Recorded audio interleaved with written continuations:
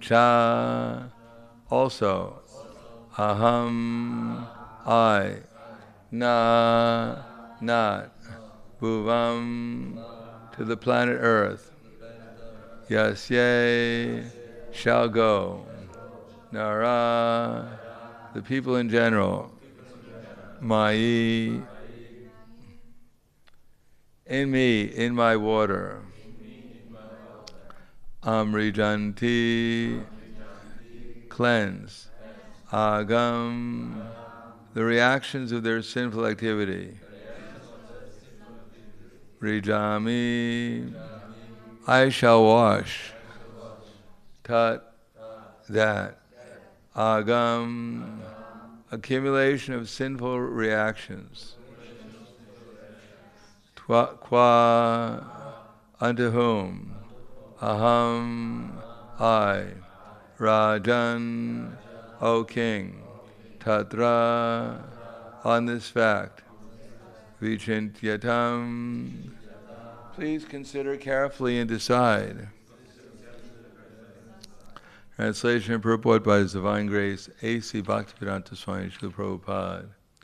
O king, I do not wish to go down to the planet Earth, for there the people will bathe in my water to cleanse themselves of the reactions of their sinful deeds. And all these sinful reactions accumulate in me, how shall I become free from them? You must consider this very carefully.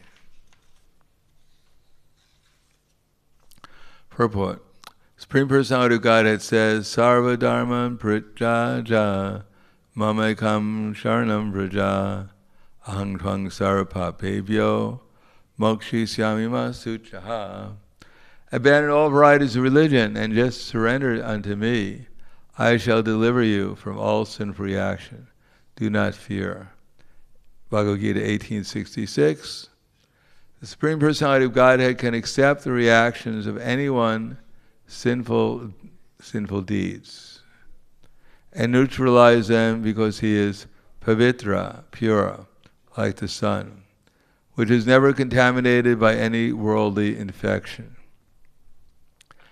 Te jiyasam na doshaya vane sarva bujo yata.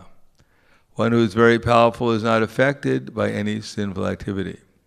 But here we see that Mother Ganges fears being burdened with the sins of all the people in the general who would bathe in her waters. This indicates that no one but the Supreme Personality of Godhead is able to neutralize reactions of sinful deeds, whether one's own or those of others. Sometimes the spiritual master, after accepting the disciple, must take charge of that disciple's past sinful activities, and being overburdened must sometimes suffer, if not fully, then partially, for the sinful acts of the disciple. Every disciple, therefore, must be very careful not to commit sinful activities after initiation. The poor spiritual master is kind and merciful enough to accept the disciple and partially suffer for the disciple's sinful activities. But Krishna, being merciful to his servant, neutralizes the reactions of sinful deeds for the servant who engages in preaching his glories. Even Mother Ganges feared the sinful reactions of the people in general, and was anxious about how she could counteract the burden of these sins. Namo Vishnu Viraya Krishna Prasthaya Bhute Srimate Bhaktivedanta Swami Namane Namaste Saraswati Deve Gauravani Pracharane Nirvishesha Srinivadi Paskatyade Siddharane. In the Bhagavad Gita, Krishna explains what the origin of sin is, where Arjuna asks him in the verse, Swadharmam Shreyan Swadharmo Viguna Paradharma Sunustita Shre Dharme Nidinam Shreyat Paradharmo Bhayavaha. That it's better to perform one's own prescribed duty imperfectly than to accept someone else's duty. That destruction on the path of one's own duty is better, for to follow someone else's duty is dangerous.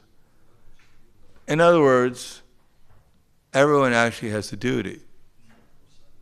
Everyone's duty is to serve Vishnu. Jagya vai Vishnu, Jagnatat kamano yatra, loko yam karma bandhanai, tarartam apikanti yam mukta sangha samajara. That work done as a sacrifice for Vishnu has to be performed, otherwise work binds one to this material world, perform prescribed duties for his satisfaction, O son of Kunti, and this way he'll always remain unattached and free from bondage. Now there are duties according to Varna and Ashram. The Varna and Ashram duties are all meant for sacrificing for Vishnu. They're not just meant to, you're supposed to do this, so you do it.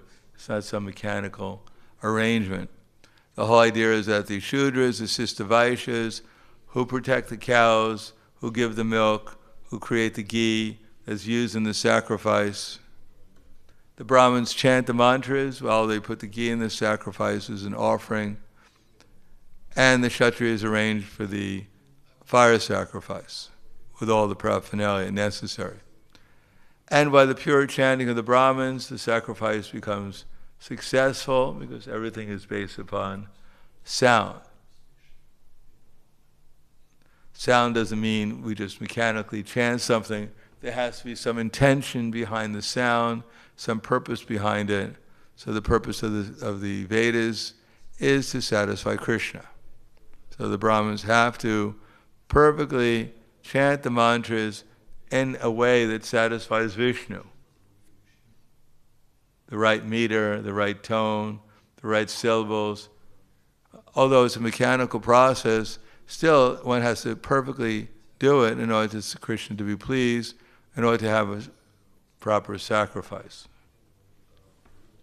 So, at least in this material world, we're learning that we're servants. Even if we don't like who we're serving, we're not conscious who we're serving, at least we find out we're not God, and we perform our duty. Now, of course, we know in this age no one's performing sacrifice, at least not the Vedic sacrifices. Therefore, how can anyone have any duty? Who are we going to serve? Where are the Vaishyas who are growing the ghee, who are taking care of the cows, who are giving the ghee for the sacrifice, and the other ingredients also? Where are they? They don't exist. And where are the Kshatriyas who are going to arrange the sacrifice, and what to speak of Brahmins who could chant the mantras to have some effect? We chant mantras, and I don't know what the effect is, but anyhow, we breathe deeper. We get to smell the ghee burning in the fire. And then we do a little exercise, probably the only exercise of the day, by throwing the grains in the fire. That's our physical exercise for the day. Other than that, the demigods aren't coming to our sacrifices, nor are they showering, they're not showering any gold that I can see, or even any rain. But at least we're chanting the names of some, hopefully, Krishna. So actually it's the chanting of the holy names in this age that have result. All sacrifices are meant for the holy name. That in this age, as we know, hare-rama, hare-rama, hare-rama eva kevalam, kalo nashteva, nashteva, nashteva, ganti anyata. Then in this age of Kali, karma won't work, jnana won't work, yoga won't work. The only thing that's going to work is the chanting of the holy names. And therefore everyone is meant to sacrifice for the chanting of the holy names. But how many people are actually have any faith in the holy name that they're going to sacrifice for it? Even the members of our Hare Krishna movement, are they actually thinking, even ourselves living in the temple, are we really thinking every moment, whatever I'm doing is for sacrificing, for spreading the glories of the holy name? We're lucky if we can chant our rounds, 16 a day. We're lucky if we can pay any attention when we're chanting. We're lucky if we don't fall asleep when we're chanting. What to speak of sacrificing our entire existence for the sake of the holy name? We don't believe that the holy name is the holy name. Still, if one is willing to sacrifice his energy to spreading the holy name, the holy name will be pleased to reveal himself so that we can actually start chanting Hare Krishna with more attention, with more feeling. We're not paying attention because we're too much distracted by all the things I think I have to control in this world. And all my plans for controlling these things so I can actually get some happiness. Have the perfect place to sleep, the perfect diet, perfect soulmate, and completely secure, so I'll live here forever and ever. So we're distracted by all these plans.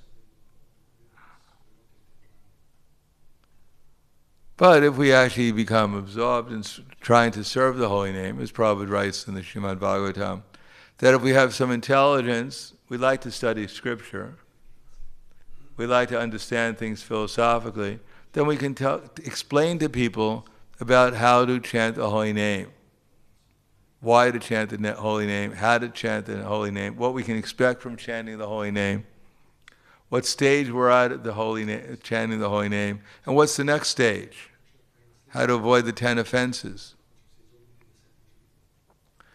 So if we're not so intelligent, we're not such an expert preacher, then at least if we have some organization skill, we can try to organize the Harinam, or organize the deity worship, or organize the prasadam distribution, or the distribution of books. We can try and organize something so that the preaching can go on in a systematic way. And if we can't do that, we're too caught up with just trying to maintain ourselves, then at least we should try to contribute something financially to the spreading of the holy name so that the organizers have something to organize. So that the organization is done in such ways that preaching becomes effective, that people can actually understand what we're talking about. It's not some fanatical Hare Krishnas who lost their hair and are now wearing bedrobes because they're poorer than, as they say in English, a church mouse. Mice are usually pretty poor, and churches are usually poor. So a mouse who's unfortunate enough to live in a church is considered extremely poor. There's no food distributed in most churches, so all he gets is a wafer once in a while when the priest isn't looking. So they're considered poor as a church mouse. So people look at us, the Hare Krishna movement, they're poorer than the church mouse. They're singing in the street as Kolavekar Sridhar. Kolavekar Sridhar was a great devotee of Lord Chaitanya. He used to sell bananas. He had a banana tree in Bengal. If you ever go to Bengal, there are literally millions of banana trees. If you're not careful walking down the street, a bunch of bananas will fall off the tree and hit you. There's so many bananas in Bengal. Is that right? Kayla. What's that? Coconuts too. But he wasn't selling coconuts, he was selling bananas. And he was using half of his income. He was only selling a few bananas, maybe some banana leaves, and some banana flowers, banana bark. And he was selling it and giving half his income to the Mother Ganges and to worship Ganges. And he was living in a house, a shack, but he was so poor he couldn't even repair the roof. So therefore, the water would leak in when it would rain into the shack he was living in. And all he had was a rusty water pot to drink from. But Lord Chaitanya every day came and tried to bargain with him, trying to bargain him to buy some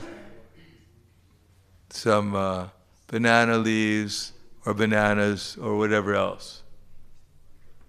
And there would be a big argument, there would be an argument between Kulavekar Sridhar and Lord Chaitanya every day over the price of the bananas and the banana leaves. So this went on for a long time. But the point was that at night, because he was a pure devotee, he would always be chanting the holy names. But his neighbors he was actually, as far as I understand, our first mandala Mayapur Parikrama, we stopped off at where Kulavekar Sridhar's shack used to be, and it's right by the Jagannath Mandira, if you know where that is. So he would be chanting all night, and he would keep the people awake who lived around him. So they thought that this man, he's so poor that at night he's howling out of hunger. He unfortunately doesn't worship Durga Devi. Instead, he's worshiping Mother Ganges, and therefore he's poor, so poor. But now he's keeping us awake, howling at night out of hunger. So let us pick up his shack and throw it into the Ganges and get rid of the person. Because they could not understand the glories of devotee. They could not understand the purpose of chanting the holy names, because they're under the spell of the illusory energy.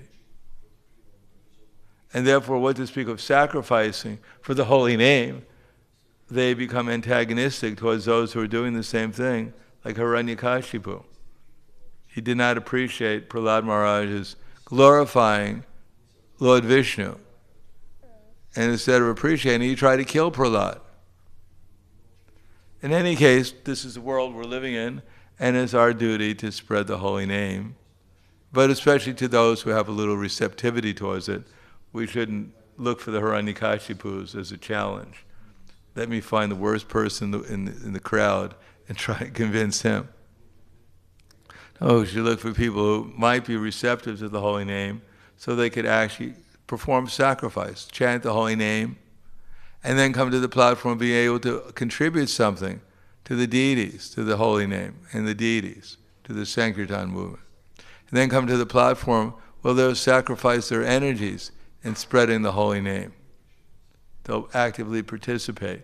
And ultimately to the platform where they experience Krishna and His holy name, and they can explain it to others.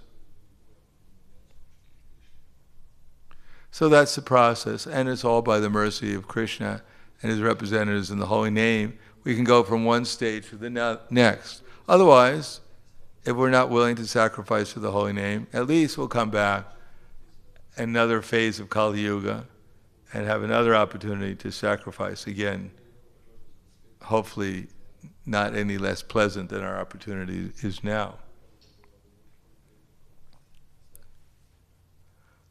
Therefore, as we see here, Mother Ganges was worried about the sinful reactions of those who bathe in her water.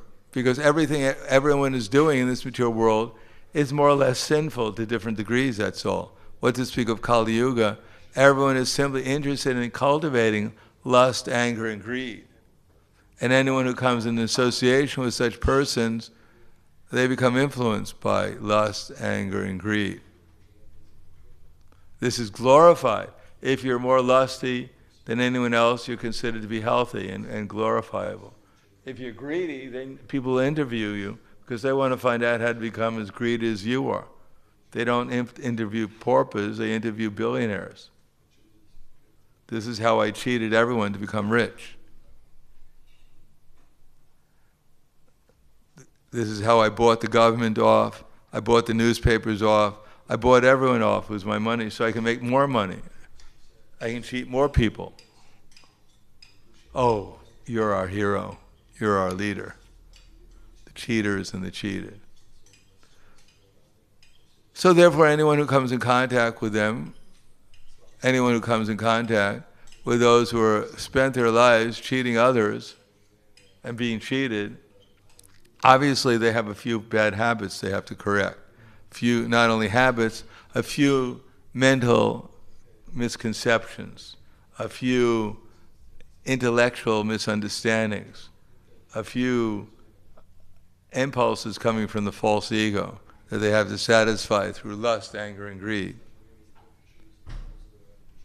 And therefore anyone, Gurur nasasyat, Svajano nasasyat, Pita nasasyat, anyone who wants to become a real teacher, then he has to teach in such a way as to deliver his followers from the cycle of birth and death. Try to elevate their consciousness, purify them. And therefore by such association, if one is not strong enough, one may also become affected.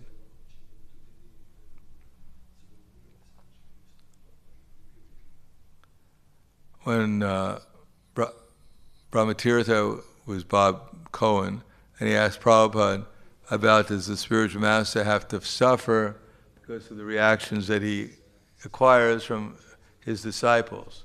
So Prabhupada said, maybe, maybe not. It's like a fire. If you have a big fire, then whatever you put into the fire immediately gets burned. But the fire is not so big, then if you put something into it, it might put the fire out, or the fire may have a difficulty burning it. And from one point of view, if the disciple thinks, I can go on, just like some religious, like the Christians, they believe that Jesus Christ suffered for my sins, and therefore I can go on sinning and let him suffer. I go to the heavenly planets, and poor Jesus Christ has to stay here and continuously suffer. So that kind of mentality is demoniac. The idea is that we may perform sinful activities, and then we vow not to perform any more sinful activities, and gradually the reactions will diminish. But if we make a vow not to perform sinful activities, and we keep on performing the same sinful activities, then we will not become purified. We'll actually become, as Prabhupada said, putrefied. You know what putrefied means? Rotten. Contaminated and rotten. So we may imagine that we have our credit card for sinful reactions. I charge it to my spiritual master. Whatever sinful reactions I get, I just charge with my credit card to my sinful reaction. He pays for them, and I'm debt free. That's not the way things work. It's one has to become sincere, and then if one is sincere, then Krishna will reveal himself, because it's by Krishna's revealing himself that our material desires are burnt up.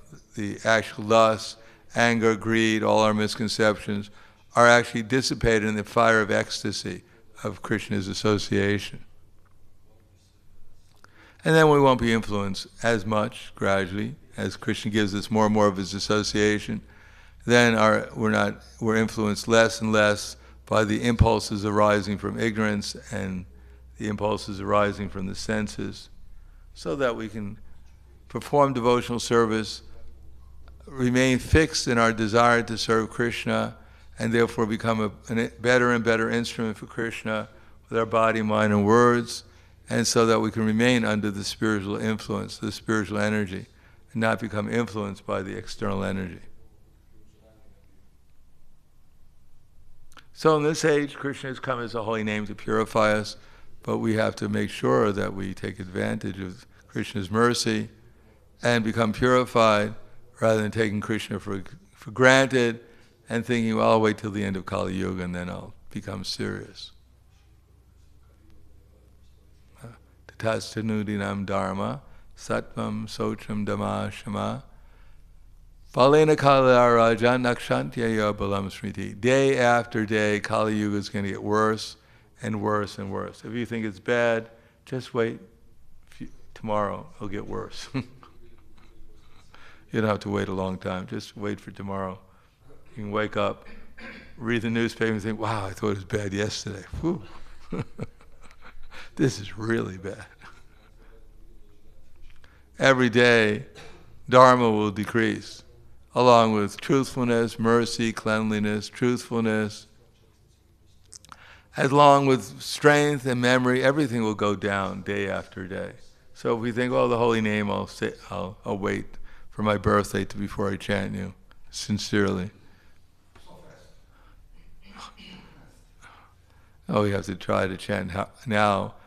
We can't necessarily change Kali Yuga, but at least, just like if it's raining, at least if you carry an umbrella with you, you won't get wet. So we may not be powerful enough to change what's going on in the material world, but at least we can carry an umbrella, the holy name, and not get affected by it so much. So I'll stop there. Thank you. Any questions?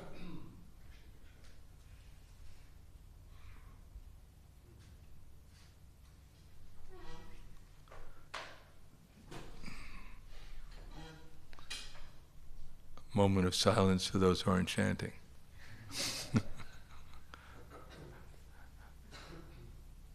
Okay. Khala Grantaraj Shrimad Bhagavatam Ki Jai, Srila Prabhupada Ki Jai, Gaur Premanande.